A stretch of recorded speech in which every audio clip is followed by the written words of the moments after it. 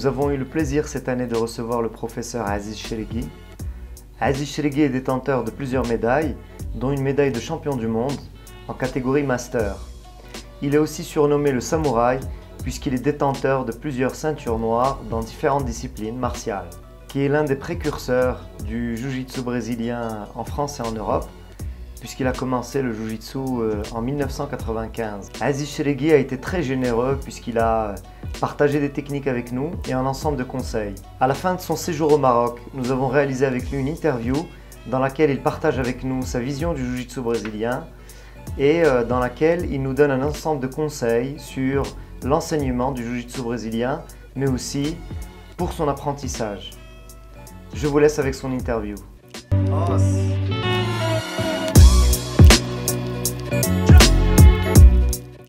La raison de cette visite, elle a été très simple, c'est qu'il y avait la JIF, la Jiu-Jitsu International Federation, avec l'Union africaine de Jiu-Jitsu, ainsi que la Fédération royale marocaine de Jiu-Jitsu, ont mis dans leur programme deux compétitions qui se suivaient l'une derrière l'autre à une journée d'intervalle, c'est-à-dire 3 jours d'une, une journée de repos, et 3 jours de l'autre. Ces compétitions, la première, c'était le championnat d'Afrique, donc championnat d'Afrique 2017, qui hélas décalé jusqu'à février 2018. Et la deuxième compétition, le championnat arabe. Le championnat arabe comporte 22 pays qui sont affiliés à l'Union arabe de Jiu-Jitsu, dont le Maroc. Parmi les pays africains qui sont africains et arabes, c'est le Maroc, l'Algérie, la Tunisie, la Libye et l'Égypte. Après, tout le reste, c'est le Balad al-Sham, et Moyen-Orient et Extrême-Orient et le Golfe. Ces compétitions ont été annulées à la dernière seconde, et tout ça parce qu'il y a eu une incompétence complète dans l'organisation et la mise en place des distributions des visas, etc. Donc là, ça c'est la raison officielle que le Maroc a pu donner à la Fédération africaine.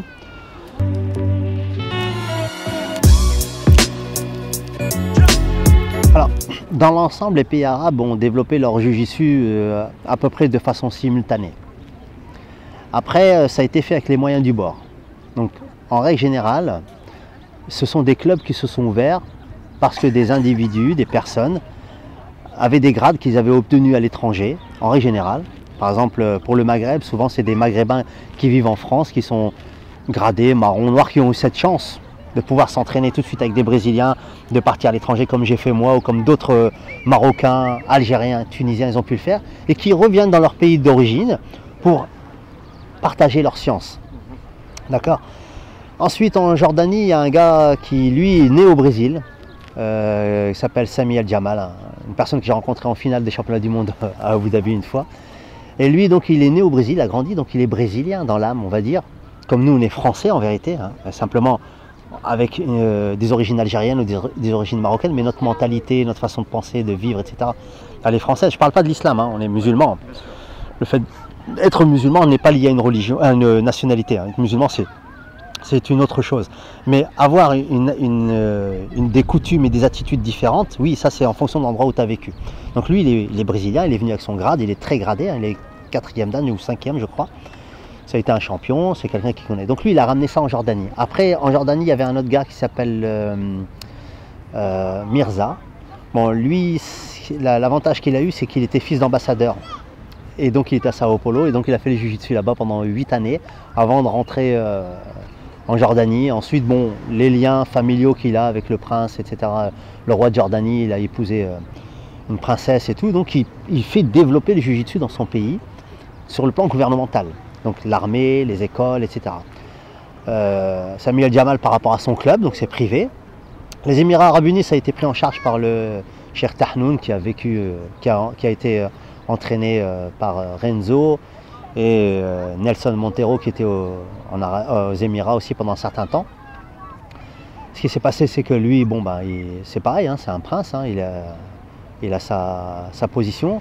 Il a ouvert un premier club qui s'appelait Abu Dhabi Combat Club, et après il a créé une société qui s'appelle Palm Sport. Cette société, elle a embauché des entraîneurs ceinture noire, dont 99,9% viennent du Brésil, des Brésiliens. Ils font des recrutements à Sao Paulo puis à Rio de Janeiro. Il faut venir des ceintures noires. Et ils ont ouvert des clubs, donc quelques clubs, mais surtout ils ont implanté le jiu-jitsu dans les écoles. dans l'armée et dans la police, qui leur fait à peu près, je crois actuellement, peut-être pas loin de 2000 Brésiliens, à plus ou moins ça après, qui entraînent, voilà. Ok. Ensuite, pour le Maghreb, le problème, c'est que... Bon, le problème, il n'y a pas de problème. Beaucoup de Maghrébins sont entraînés personnellement, tout seuls, ou sont allés en Europe s'entraîner. Plus les Maghrébins qui viennent ici pour les vacances et qui font en profiter leurs compatriotes. Et puis ceux qui ont appris un petit peu par Internet, en se lançant, etc. Donc voilà. Mais on arrive à un niveau à un moment donné. Bon, par exemple, pour l'Algérie, je sais qu'il y a à peu près 8000 ou 9000 adhérents au Jiu-Jitsu. D'accord ? Que la fédération elle a été reconnue par le ministère de la Jeunesse et des Sports, que maintenant c'est une fédération algérienne de Jiu-Jitsu. Une partie des gens viennent du judo, une autre partie vient du karaté. L'avantage du Jiu-Jitsu, c'est qu'il est divisé en plusieurs branches. Hein. Ceux qui viennent du karaté, ils s'initient plus vers le fighting system. Ceux qui viennent du judo, ils vont plus vers le Neo-ESA.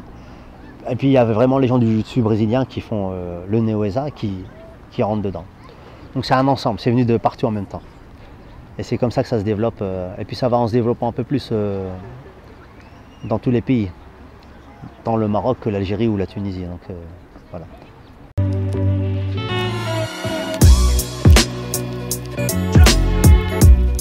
Alors, effectivement, il y a un moyen pour corriger ça. Il y a un moyen très très simple. On va en parler, Inch'Allah. Mais on oublie l'essence du Jiu-Jitsu et l'amour du Jiu-Jitsu pour aller vers le business du Jiu-Jitsu. Je suis entraîneur, j'ai un élève, il est ceinture bleue, il mérite ce niveau-là. C'est moi qui lui ai donné, je le connais, ça fait 2 ans, 3 ans qu'il est chez moi. Et il va s'entraîner dans d'autres clubs, il y a un autre prof ceinture noire et pour avoir des clients en plus, il va dire mais camarade, toi tu mérites la violette, hein? Il va lui faire l'histoire du corbeau et du renard, tu sais. Monsieur, derrière votre plumage et votre ramage et patati patata, vous méritez, viens chez moi, je te donne la violette. Et le gars il vient, il lui donne la violette. Et il a un client en plus, ça c'est la partie business. Alors là, il a ce mec là, ce prof qui fait ça, les Brésiliens qui font ça, il y en a pas mal, hein. Je les prends eux en premier, hein, parce que comme ça vient de chez eux le sport, ils sont en train de le détruire. Ça c'est vraiment la pire des choses qui puisse arriver. Moi je vois un prof qui fait ça, j'ai pas envie de lui parler, hein. J'ai pas envie de lui serrer la main, j'ai pas envie d'échanger avec lui, il n'y a rien à faire, d'accord? Il fait du business, il fait son business au détriment des gens, au détriment du Jiu-Jitsu, et il ment aux gens en leur donnant un niveau qu'ils n'ont pas. On va donc réduire ce niveau du Jiu-Jitsu.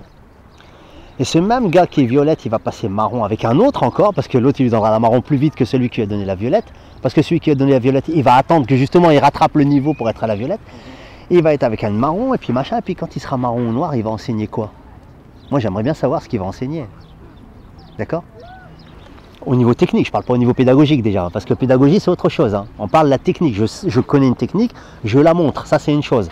Maintenant, je connais des techniques et je les enseigne, ça c'est différent. Entre montrer et enseigner, il y a deux choses, il y a un monde énorme. Hein. Parce qu'il y a un passage à faire, il y a quelque chose à donner. Hein. La science, comme il expliquait, il y avait un scientifique algérien qui l'expliquait, la science c'est la seule chose qui se multiplie, c'est pas comme l'argent, tu vois. Si je t'enseigne, j'ai rien perdu. J'ai toujours ma science et ce que je t'ai enseigné, toi tu le connais, tu peux l'enseigner à un autre et on l'a multiplié. Si je te donne 50 dirhams, je les ai perdus, tu les as dans ta poche. Donc ça on ne l'a pas partagé. Pour résoudre le problème, c'est pas le temps, le truc du délai. Tu sais, il faut 1 an pour cette ceinture, 2 ans pour celle-là, 2 ans, 3 ans pour cette ceinture-là. C'est pas tellement ça qui est important. Parce qu'il y a des gens qui sont plus ou moins doués. Donc on peut fixer un minimum de temps, sans fixer de maximum. Par contre, il faut fixer les techniques. Maintenant, je pense que les hauts gradés, on doit se réunir vraiment. On doit faire une commission internationale de hauts gradés et dire voilà, une ceinture blanche pour passer la bleue, elle doit connaître impérativement ça. Mais c'est pas ça parce que ça me plaît moi, ou ça te plaît à toi, ou ça plaît à l'autre. Non, non. Chaque mouvement, on sait pourquoi c'est une blanche qui l'enseigne. Parce que c'est la base, parce que c'est ça qui va faire la fondation. D'accord ? Ensuite, la bleue, elle doit apprendre ces mouvements-là parce que ça découle de ce qu'elle a appris en premier. D'accord ? La violette, ainsi de suite, et ainsi de suite. Et ce qui veut dire qu'au Maroc, une ceinture bleue, elle connaîtra le même nombre de techniques pour passer la violette qu'une ceinture bleue en Algérie, aux Émirats Arabes Unis, au Brésil, en France ou aux États-Unis. D'accord ? Maintenant, je fais des stages partout et je demande aux gens combien il y a de projections, et d'amener au sol. Il y en a 10, 15, 20, mais ces personnes, ils arrivent à me dire non, les judokas ils disent 40. parce qu'il y a le Gokyo. Où il y en a, ils vont dire non, 47 parce qu'on a interdit certaines techniques comme Kami Basami, etc. Les ciseaux dans les jambes et tout. Mais on va aller encore plus loin, il y en a plus de 67 techniques de projection. On parle des gardes, oui, il y a 8 ou 10 gardes vraiment de base, mais il y a 42 gardes en général, 42 gardes avec les variations. La dernière fois, je parlais avec un Brésilien, on était en réunion comme ça au comité olympique, non, pas au comité olympique, dans un gros club en Arabie Saoudite, et on discutait. Et je proposais qu'on garde les noms japonais pour les techniques, parce que Jiu-Jitsu c'est japonais, hein, d'accord? C'est pas un nom européen, c'est pas un nom anglais, ça veut dire Jiu-Jitsu, c'est bien japonais. Peu importe comment on l'écrit en français ou en anglais, J-I-U ou J-U, en japonais c'est le même idéogramme, ça reste la même chose. C'est nous qu'on a décidé de changer le... Voilà. Mais je lui dis, on va enseigner une technique, on va se mettre ensemble, on va enseigner une technique. Alors je lui montre des techniques, je lui dis comment ça s'appelle ça en anglais, il me dit armbar. Donc je lui montre du Jujigatame. Ok. Après je lui montre une autre technique, je lui dis comment ça s'appelle ça. Il me dit armbar. C'était Udegatame. Et ça, comment ça s'appelle? Armbar. Ça c'était Wakigatame. Et ça, comment ça s'appelle? Armbar. Ça c'était Izagatame. Donc une avec le bras tendu en croix, une avec le bras tendu sur l'épaule et on tire, une avec le bras tendu en s'appuyant avec le genou, parce que Isa c'est bien le genou et on pousse, etc. Mais il a dit armbar parce que bar en anglais, bar ça veut dire droit. D'accord? Bar c'est droit, donc c'est droit. Donc on est dans un café, on est au bar et on boit un café au bar parce que c'est une planche droite. Mais ça ne s'appelle pas armbar à chaque fois. Moi je veux bien qu'ils disent armlock par exemple. Ça je suis d'accord, armlock, bon.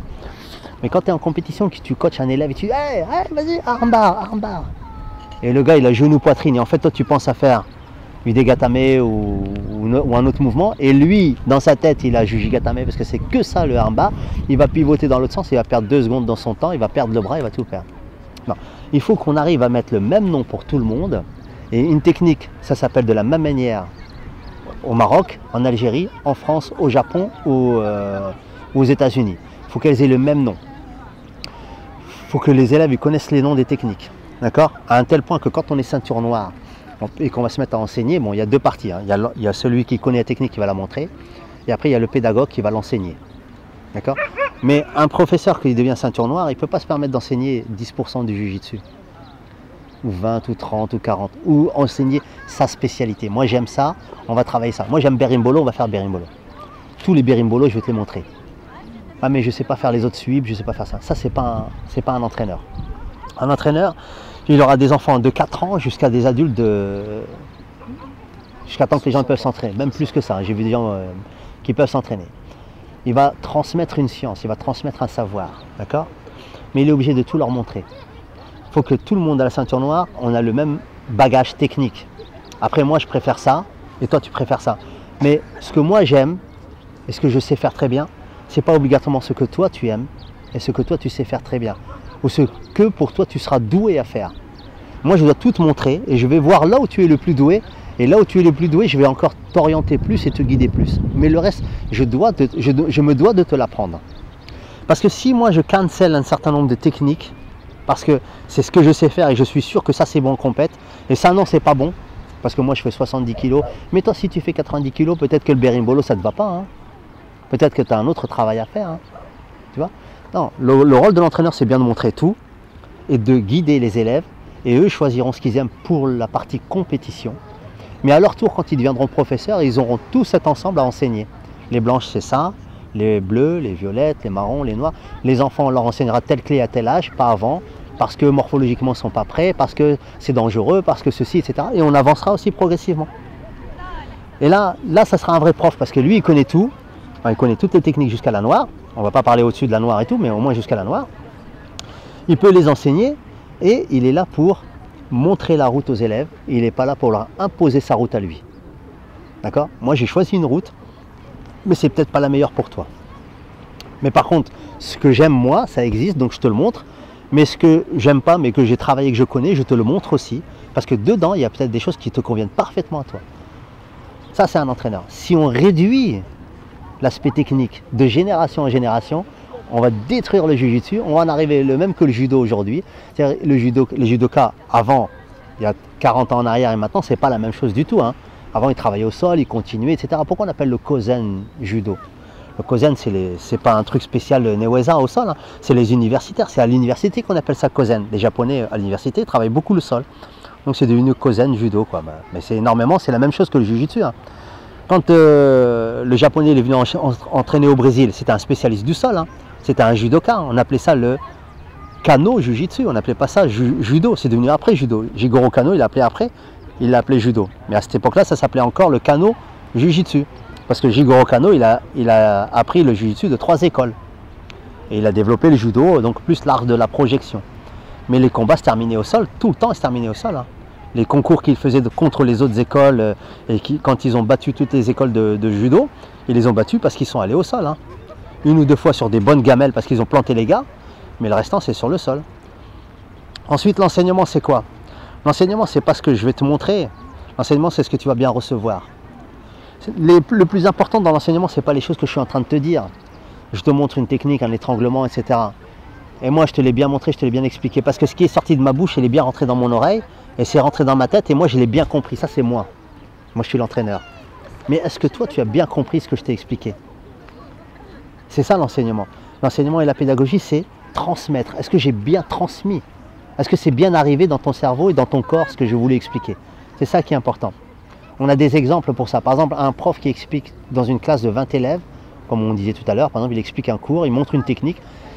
Sur les 20, il y en a 4 qui ne savent pas la faire. Ce n'est pas un problème, c'est normal. Ça fait partie de la normalité. 20 à 30%, c'est la normalité. C'est des gens qui n'ont pas bien regardé.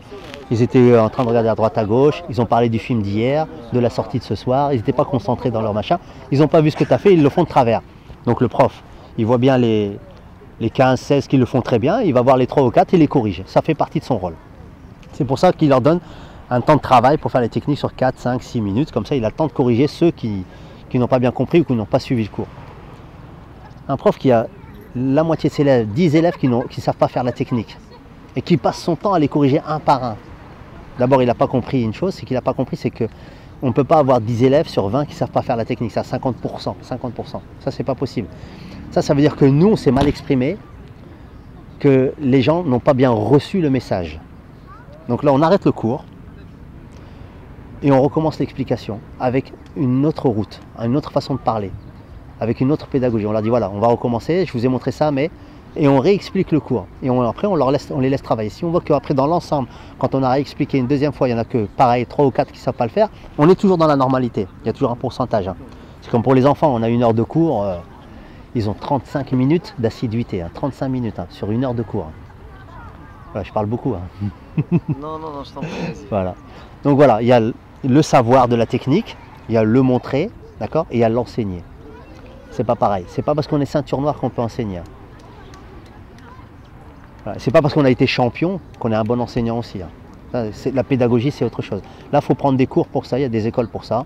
Et ça devrait se mettre en place partout, hein, des écoles, des cadres, dans toutes les fédérations, pour montrer comment on enseigne, d'une façon simple, basique, et après en évoluant, comme les brevets d'État en France, comme... voilà.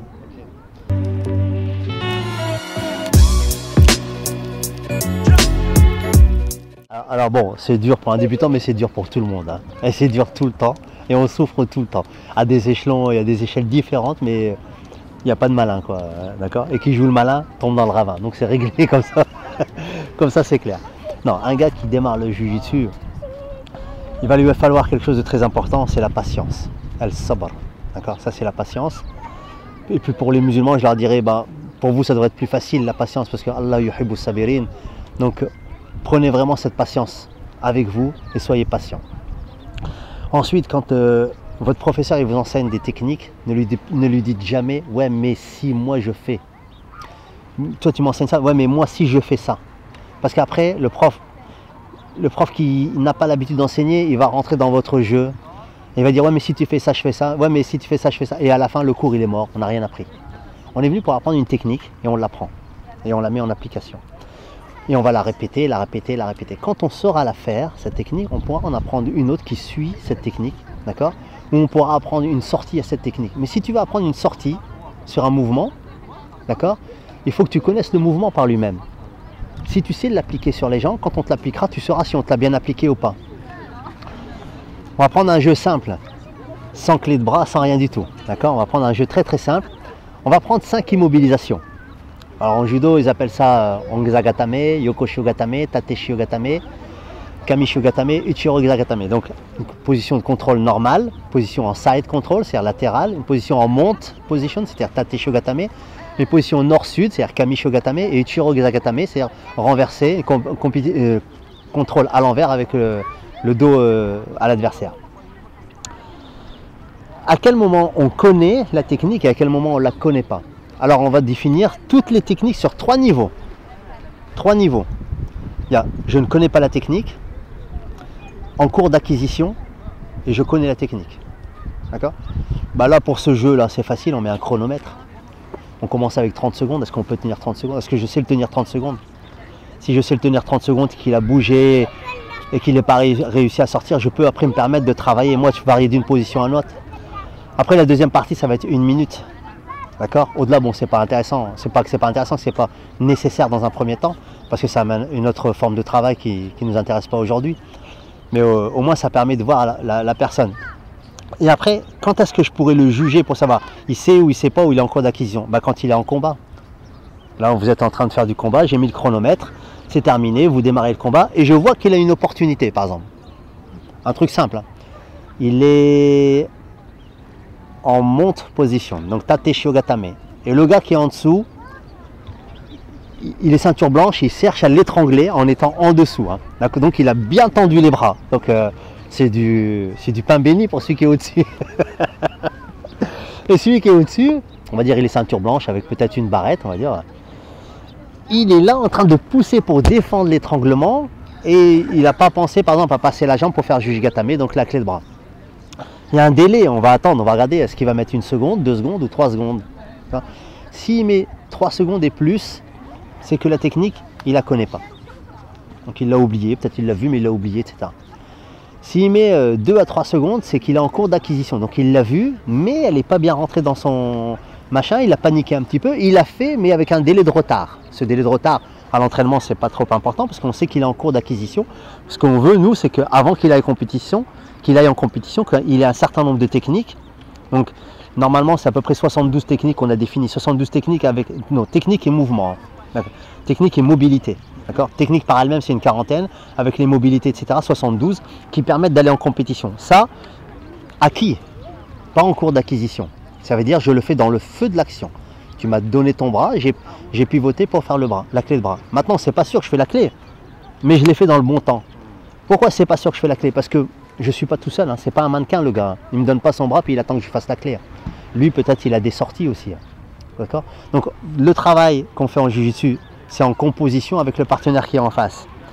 Et je ne dois pas oublier à aucun moment que j'ai quelqu'un en face de moi. C'est-à-dire ce n'est pas je fais des attaques sans penser que lui il peut attaquer. Peut-être que mon attaque, elle m'expose à une attaque à lui.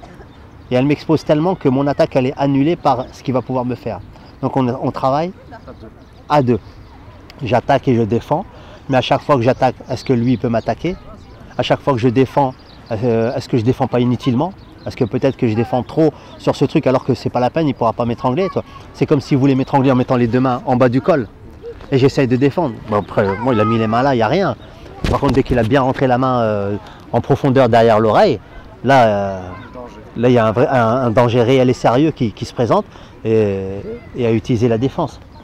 Non, je conseille, donc pour revenir à la question, je conseille aux gens d'être patients, 1, d'écouter leur professeur, 2, et de poser des questions qui sont vraiment, à mon sens, sans intérêt. Quand on ne connaît pas, on apprend. Seulement quand on aura bien appris, qu'on aura bien évolué, on pourra ensemble échanger sur cette technique et voir les variations et les modalités qu'on pourrait utiliser et pourquoi ceci, pourquoi cela. Mais moi, évidemment, à chaque fois que j'attaque une clé ou un étranglement, je sais toutes les possibilités que l'autre il a. Hein. Et parfois, on est obligé de prendre des risques. On attaque ça, il y a un risque, je le connais ce risque. Je sais que là, il peut me prendre le dos, mais est-ce que je le fais ou je ne le fais pas? C'est moi qui choisis après.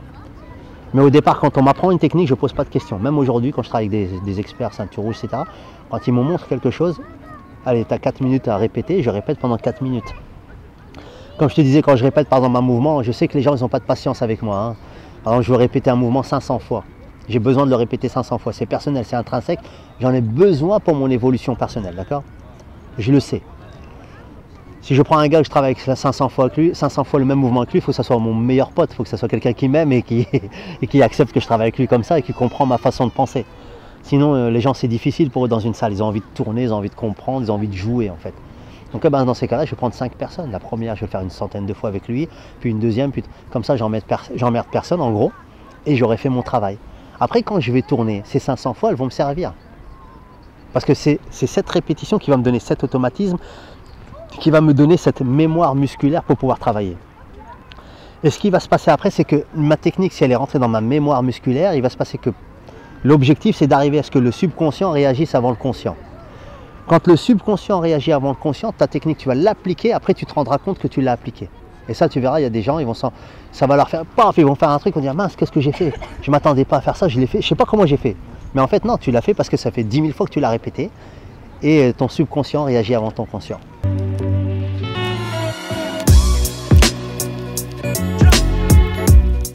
J'ai plein de projets à venir, hein. On fait des projets comme si on allait vivre 20 ans. Mais en même temps, on vit au jour le jour, hein, parce qu'il faut vivre l'instant présent, c'est ça qui est important. Parmi les projets, je voudrais continuer à finir mon travail que j'ai commencé en tant qu'entraîneur national en Arabie. J'aimerais faire développer le jiu-jitsu, également aider mes frères au Maghreb pour développer l'aspect technique. J'aimerais participer au niveau international sur le plan technique et pédagogique, c'est tout. Pas sur le plan politique, gestion d'une fédération mondiale, machin, ça je veux m'en éloigner complètement. J'ai pas, ni sur le plan administratif, j'ai pas envie ni de gérer des comptes, ni gérer des compétitions, ni rien du tout. Mais j'ai envie de participer à ces réunions, à ces commissions, et à expliquer pourquoi on veut faire comme ça, et faire des échanges qui font qu'on pourra justement établir un programme technique pour tout le monde, quelque chose de réel et sérieux. Et tout le monde aura les mêmes examens dans le monde entier, et ça permettra d'avoir un équilibre dans le jiu-jitsu qui sera correct. Il n'y aura pas de ceinture violette qui a le niveau d'une ceinture bleue à tel endroit, ou une ceinture bleue qui a le niveau d'une ceinture marron à un autre endroit. Ça, c'est inadmissible, quoi. C'est vraiment détruire le truc. Ça, c'est une première chose. Et puis, si Allah me permet d'aller à la retraite, moi, j'ouvrirai bien un club dans le futur, avec une politique spéciale. C'est ouvrir le jiu-jitsu à tout le monde et le faire gratuit. Mais à mon âge, aujourd'hui, j'ai vu tellement de margoulins, de profiteurs, de menteurs, de gens qui disent qu'ils n'ont pas les moyens de s'entraîner, mais qui ne viennent pas s'entraîner quand c'est gratuit, ils se moquent de toi. Alors que toi, en tant qu'entraîneur, tu donnes tout. T'enseignes, tu te lèves, tu prépares ton programme, tu cours après les élèves, tu les emmènes en compète, tout ça. Mais ça, c'est ton cœur qui le fait, tu le fais avec amour, tu vois. Et à la fin, le gars, il disparaît, ou tu le vois plus, ou il combat avec un autre prof, ou machin. Là, tu as envie de tout arrêter, tout abandonner, tu es lessivé. Et c'est de cette façon-là que les gens ils passent au business après. Très bien, il n'y a plus de sérieux, les élèves ne sont pas sérieux, ce ne sont plus mes élèves, ce sont mes clients. Et là, quand on arrive à mes clients, quand quelqu'un vient, si tu es mon client, si tu veux devenir mon client, je te donne une carotte, je te change de ceinture, etc. Bon, moi, pour ne pas en arriver là, je ne veux pas en arriver là parce que dans mon esprit, j'ai grandi avec les arts martiaux et avec l'esprit. J'ai lu beaucoup de livres sur les samouraïs. J'ai démarré à l'époque, quand j'étais gamin avec les films de Bruce Lee. Après, je me suis orienté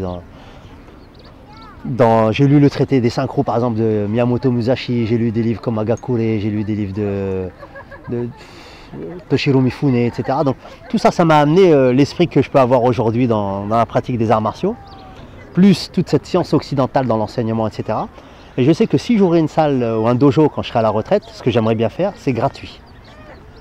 L'entraînement est gratuit. Les absences sont payantes. Donc c'est plus une histoire d'argent. Tu n'as pas d'argent, il n'y a pas de problème. Tu viens et tu t'entraînes chez moi. Tu me laisses une caution. À chaque fois que tu seras absent, je prends sur cette caution. On le définit par écrit, hein. On va donner un exemple, un truc bidon. Tu me donnes 500 € pour 10 mois, de septembre à juin. Juillet, août, vas-y, on est en vacances et tout, tu es libre. À chaque séance que tu seras absent, je peux prendre par exemple 50 € ou 100 €, on définit un prix ensemble. Et on signe tous les deux. À chaque séance où tu auras un retard de plus de 6 minutes, ou 5 minutes, ou 7 minutes, on définit, je te considère comme ça absent et je prends l'argent. D'accord? Les seuls moments où je ne prends pas l'argent, c'est comme quand tu vas à ton travail. Tu me donnes un certificat médical, tu as 24 heures pour me le ramener. Ou me le faire envoyer. Au boulot, quand tu vas travailler, si tu ne donnes pas ton certificat médical, à la fin du mois, tu n'as pas ton salaire. on t'enlève ta journée. Et si c'est trop d'absence, tu es expulsé, tu es renvoyé de ton travail, tu retournes au chômage, etc. Moi, je ne veux pas qu'on se moque de moi, je ne veux pas donner tout mon cœur et mon amour dans l'enseignement à des gens que je vais penser malheureux, qui n'ont pas d'argent, je veux dire penser pauvres, pardon, pas malheureux, ils peuvent être très heureux en étant sans moyens financiers, ou peu de moyens financiers, ou pas de moyens financiers pour le sport, mais pour autre chose, c'est pas un problème. Moi, je leur donne tout ça, ils me donnent une caution, et en contrepartie, la malhonnêteté, l'absence, la tricherie, le mensonge, le retard, le manque de respect, d'accord, ça se paye. Et je le prendrai là-dedans. Donc normalement dans certains pays ça se passerait bien, mais je pense que si je fais ça dans le golf, je serais très très riche parce que les gens seraient attirés, ils seront très intéressés par la gratuité, mais ils seront très vite absents ou en retard comme ils ont l'habitude de faire. C'est malheureux à dire, mais je l'ai vécu, hein, si on me demande des exemples. Quand je rentre là dans cette semaine, je note tous les noms de ceux qui sont en retard et de combien, hein. Et ça va très très vite, hein. En une semaine, j'ai réglé le problème. Voilà. Mais bon, ça permettra aux gens qui sont vraiment dans le besoin d'avoir un accès au sport gratuit. C'est un plaisir personnel que j'aimerais bien faire. J'aurais pas besoin de leur argent en vérité, hein. C'est pour ça que je ferai gratuit. Je profiterai de ma retraite pour faire du social. Super. Voilà. Merci beaucoup, Seb. Je te remercie beaucoup. Je vous remercie de m'avoir accueilli dans votre club. Et heureusement qu'il y a des clubs marocains qui sont, et des gens comme toi et ton équipe, etc., ou d'autres équipes, qui ont vraiment le cœur ouvert. J'ai vu beaucoup d'évolutions et de changements dans le Maroc, tant sur le plan social que sur le plan infrastructure, etc. Et ça, vraiment, ça fait très plaisir. Ça ne compense pas l'incompétence de la fédération marocaine, mais au moins, ça permet de dire, je dirais aux gens, si vous venez au Maroc, venez-y d'abord, même que ce soit en vacances ou n'importe, c'est un très beau pays. Mais vous rencontrerez plein de clubs et de gens qui seront heureux d'échanger avec vous. Et je pense que vous serez heureux d'échanger avec eux aussi. Merci beaucoup. Voilà. Merci. Shukran jazilan. Allah yabarak fik. Ma salam.